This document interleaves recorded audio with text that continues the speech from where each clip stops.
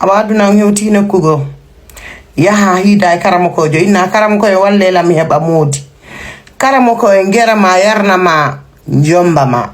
jodo da hore anniaki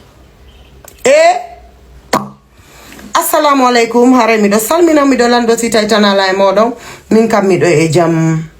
jento de ngo histoire do ko jiwo fala do dewgal duubi din to wi on jombak babe makko wura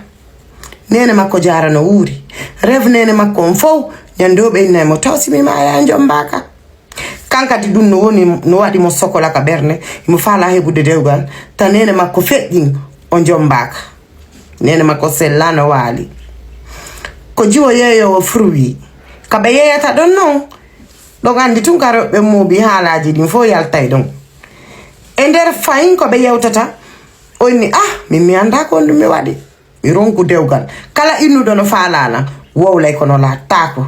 après jiyo gono do ni ndara le jankarijo nokkel kaari mawbe no don be jabana fi dewgal be walli be buy fi dewle onni nene go tango walla mi day mabbe benni oni problem ala nyande wonda disponible wo mi nabete mi hollindire mabbe hay numéro mabbe mi do jogi do pa mi jonna ma noddabe wadon programme yahu nido o wi problem ala mais no teni mo naka hore makko ko be seedata ni jonni numéro mabbe jango bay ko jeudi mi rewa ton si mi yaha kama kiti da bugol ko mi yeya o wi problem ala o jonni mo numéro jiwo ngimmi yete mo be hiwribe be hiwriti oni ko goddo wola ni lam fimo inni don jabana fi dewgal wallela am fala dewgal kala woldo fiyam wowlay kono laato tako mabbe ngini allala mabbe wadi ni ndarani mo cede den inni ka debbo arsikado benni mo kono hida wonde jinnawi ko ngi jinnawi woni hadude ba dewgal jinnawi ngino nawli oni oni après joni ni ndara hari goddo go wola ni landum benni ko dum benni kono hewti ka manani mi wallete benni o jiwon ni ellala oni ko hondun no mi dabata hore ko walloto lanko après benni min do ko cioggu ko mi gollirta kon tun jonnata lan ko si anjomba ma faawa ma daneji ni ayi ka modi ma artira mbudi a luttudin oni don na ko satti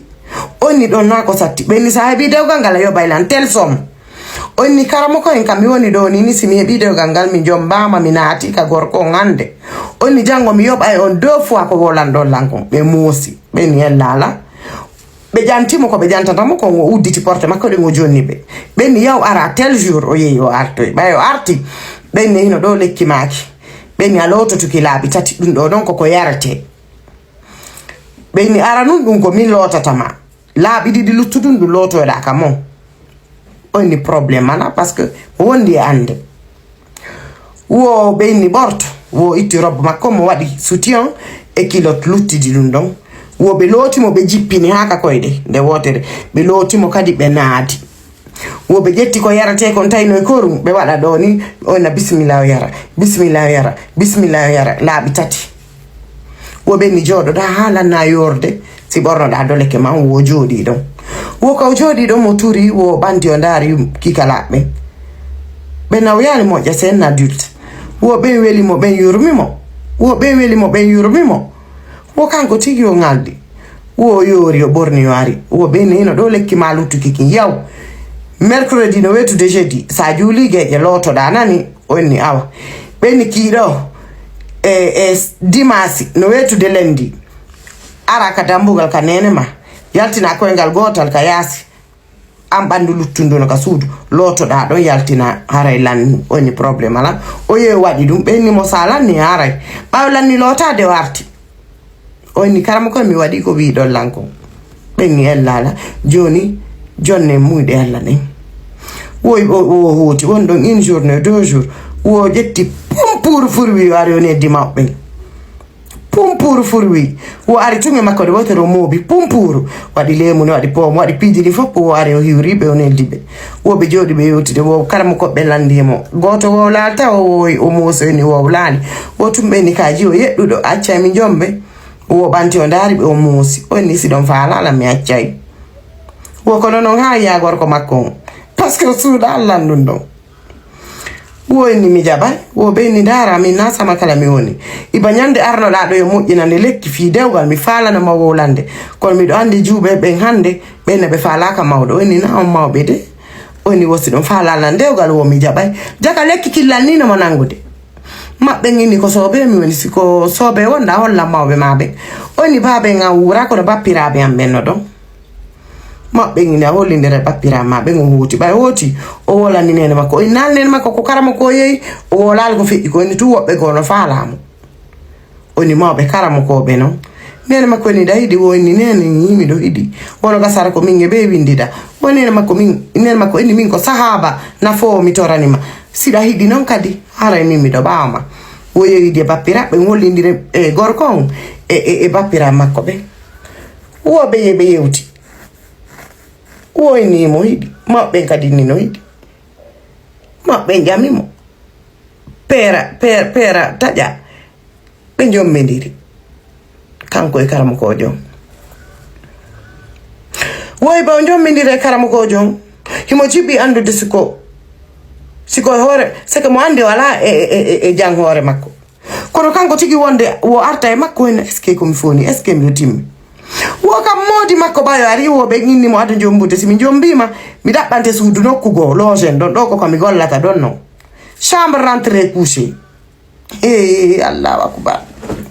Allahu akbar ala dando e yollede goy piji din so jenti kon sikka ko fenande ma dum sikkon ko sikku c'est impossible harale c'est bien possible wo mabbe ngini simi jombima mi dabbante ko wona simi lanni gollende no mi yami tawo wona to goni problème ala woke iba jomba na tibe ka suudu don chambre rentrée coucher don mabbe no wadi traverse ni si goddo ari fi limagol be gas chambre on se que no ba chambre nyano me be wadi traverse toilette jidin ko afano kayasi o wondi don e mabbe be wondi don ode o yawo ye arta o defa be wondi kwa couple woni mabbe min joni simbe ambe fala marde ko do berata wo mabbe ngin tigi on mimmi ala fere nini annon sile mari fere dawa en dabbande suudu simi hebi mi yobitete bay min kadi ko golle denni wo dum ko go dimmel mu modi makko nyande o nyande mbandi ko go didi tati hara dum dal sina dum ko hanjowi wo anda ben si ko samba woni yarde esko wondo